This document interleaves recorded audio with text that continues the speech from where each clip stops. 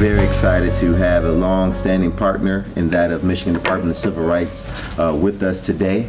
There is a new director who I did have the pleasure of meeting just last week, Matt Weesaw. If you haven't had an opportunity to meet him, I do know he's moving around the community pretty aggressively and would welcome an opportunity to sit with you. But those are the kind of moments where we have to weigh in, and I appreciate those who assume the ranks of these new positions, who are attempting to get into the community. And so it was out of that experience that we would like to share with you a number of things that the Michigan Department of Civil Rights covers, and we are certainly a beneficiary as they help us with our complaint process here for a long time. And so we're very appreciative of the relationship. And certainly Attorney Sylvia Elliot, the Director of Legal Affairs, has worked with us over the years, not only through the NBCR capacity, but with our Legal Redress Committee and a number of other things. And so we're very excited for the Michigan Department of Civil Rights to be here, and I'm sure you'll find the presentation and information very much useful. And so with that being said, please welcome Attorney Elliot, and I'll turn it over to her at this time. Thank you. Good morning. Good morning. Morning. Good morning. What you're seeing, thank you for having me. Thank you for my partners from the ELC and for Linda for coming today. I thought it was time that we reacquaint ourselves. We talked about the 50th anniversary, and yes, it's our anniversary also, 50 years. And I say that for a very particular reason.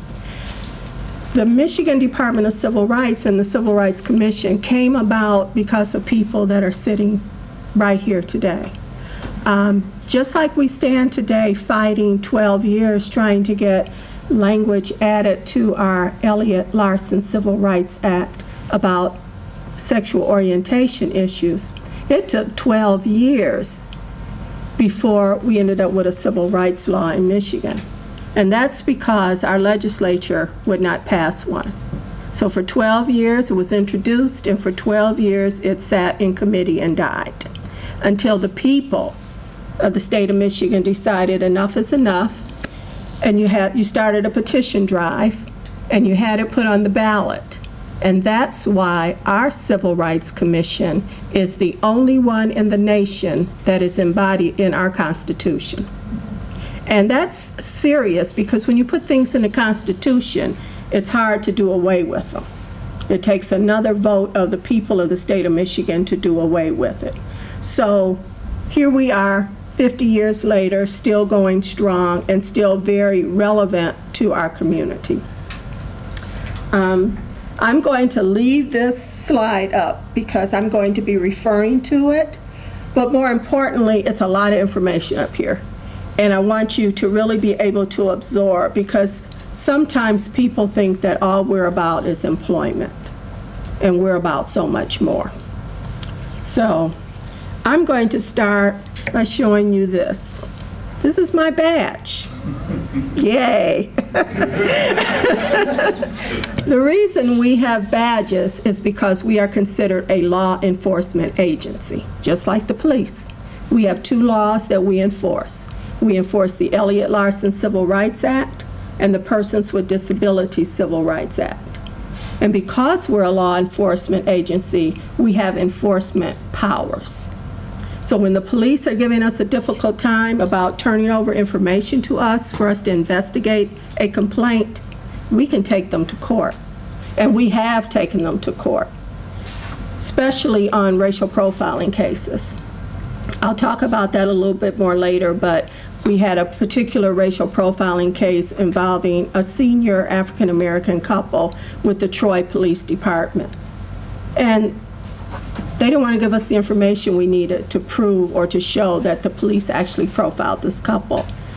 We have an assistant attorney general assigned to our department. The assistant attorney general goes into court on behalf of our department and the commission. And that's what we had to do in that case, to get the police to take us serious, to show them that their rights aren't really any greater than ours. We're a law enforcement agency. We have a job to do just like them. Many of you may know about our department because we are a place where you can come and file complaints. We're now located down the street in the old General Motors building. It's Cadillac Place now. We're on the 3rd floor, Suite 600. The majority of our employees for our little bitty department are located here in Detroit. And I say little bitty because I think we are the smallest department in state government. We cover the entire state, and we have the fewest people. A lot of that is a reflection in part of what administration is in power. The majority of our money comes from general fund dollars, so when you hear about them cutting the budget, they cut general fund dollars, that's our budget. Except we get money from partnering with EEOC because we do complaints also for EEOC. And we also have a partnership arrangement with the Fair Housing Administration. We do fair housing complaints also. And that takes me to our slide up here, Michigan law. You may see this poster many times in places of employment. It should be in other places. You should see it in rental offices and leasing offices when you're going to rent an apartment, in real estate offices when you're going to see a real estate agent about purchasing a home, maybe in banks, maybe in educational places, because those are all areas within our jurisdiction. Employment, education, housing. I think those are pretty self-explanatory, but I'm going to go into a little bit more detail on each one of those. As true for public accommodation, law enforcement, and public service. But the thing to remember is that our jurisdiction, like most civil rights laws, are based on your protected classes, these. Whenever you come to EEOC, to us, your complaint or your issue has to involve something race, religion, color, sex, disability, etc., in order for us to be able to assist you. One of the great things about our agency, we don't charge. Many of our customers are people that cannot afford an attorney. But simply because they can't afford an attorney doesn't mean that the issue that they're coming before us about isn't serious and that we shouldn't take it serious. And sometimes it's an issue that only involves that one person, but sometimes it's an issue that can affect everybody in their workplace or everybody that enters that restaurant or enters that party store or goes golfing at that golf club or wants to attend Wayne State or Michigan State or what have you, or applies for a job at some business, some appliance store, what have you. And in all of those ways, those issues are issues that the Department of Civil Rights addresses.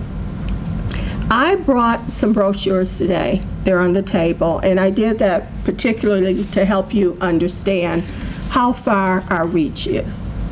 Because although I have those issues up there, and those are the issues you will see in the law itself, when the people wrote our law, our Elliot Larson Civil Rights Act, they put language in there that said, we have the jurisdiction to address any issue that is considered a civil rights issue.